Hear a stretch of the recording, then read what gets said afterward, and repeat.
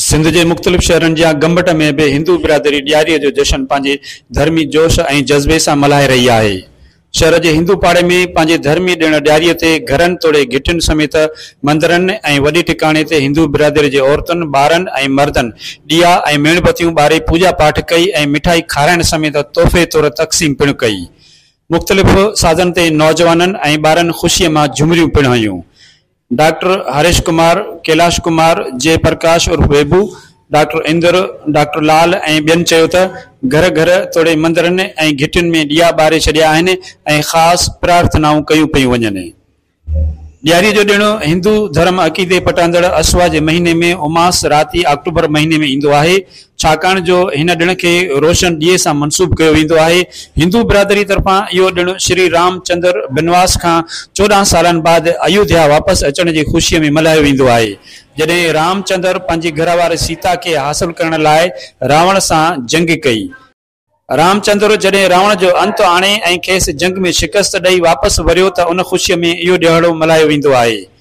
ॾियारी हिंदुनि जो वॾो मज़हबी त्योहार आहे, जेको हर साल बरसाती मुंद खां पोइ सियारे जी शुरूआत कत्तीअ जे महीने में दुसड़े खां 20 ॾींहं पोइ ईंदो आहे।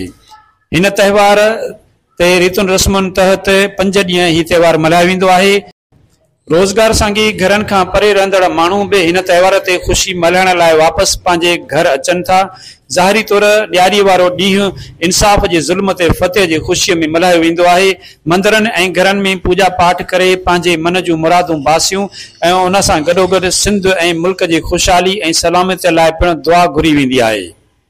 ॾियारी जे मौके ते हिंदू बिरादरी के अगवान जय प्रकाश उर्फ बेबू ऐं ॿियनि कोशिश डिजिटल सां ॻाल्हाईंदे चयो त अॼु जेको असांजो ख़ुशी जो त्योहार आहे, आल दुनिया में त्योहार मल्हायो वेंदो आहे। हे श्री रामचंद्र पंहिंजे मां जे वचन खातिर 14 साल वन में वियो, उते कूड़ कपट खत्म करण लाइ, उजागर खत्म करण लाइ रोशनी की दुनिया पैदा कई। उन खां पोइ श्री रामचंद्र पंहिंजे वनवास मां मोटिया, उन जी खुशी कंदा आहियूं। अहिड़े ॾींहं ते असां आरती कंदा आहियूं, पंहिंजे मंदिरनि टिकाणनि में दुआ घुरंदा आहियूं, पंहिंजे मुल्क लाइ, पंहिंजे पाकिस्तान लाइ, ख़ासि करे सिंध धरतीअ लाइ जंहिंमें असां रहूं था।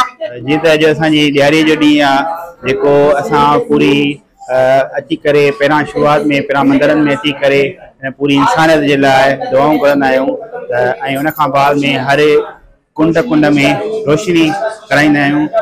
जीअं असांजी ज़िंदगी में जेके दुख सुख आहिनि उहे ख़त्म थी करे सुखनि जो उजालो थिए।